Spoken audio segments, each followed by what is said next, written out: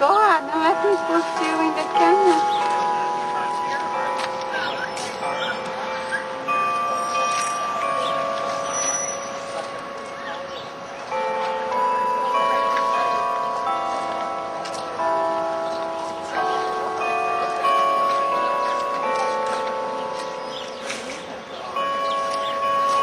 Sight on the Freedom Trail. Are you coming over this way? I don't know. They're looking at me because I'm handsome, but they are not walking this way.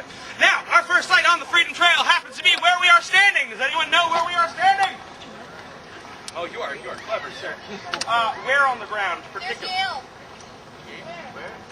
This lady is crazy. A minute ago, she's like, we're next to City Hall. Common. Boston Common was originally settled way back in 1622 by Europeans. Emphasis, Europeans. Who was here before the Europeans? Indians. The Native Americans or American Indians. What happened to them? 1798, yet we still call it the New State House, because there's another building in Boston called the Old State House. Just get this, ready? Older.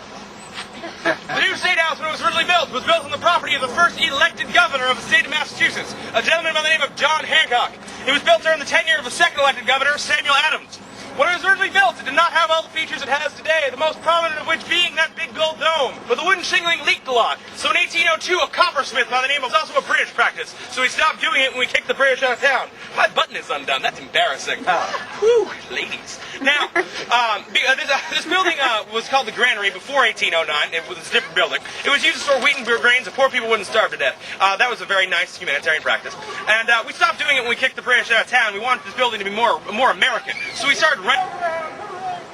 Now, before we go and see any specific dead person, I'd like to just talk a little bit about the granary itself. The granary itself opened in 1660, which makes it the third oldest burial ground in all of Boston. Emphasis there is burial ground. This is not a cemetery, it is a burial ground. Cemeteries are all consecrated by somebody. Famous graduates because Ben Franklin did not graduate. Ben Franklin is the most famous dropout ever to go to Boston Latin School. He decided he was smarter than all his teachers and he could make his own way. Ultimately, he proved himself correct in that assessment. The first time I was told that story, my mom told it to me. She ended it with, don't get no ideas, you ain't no Ben Franklin.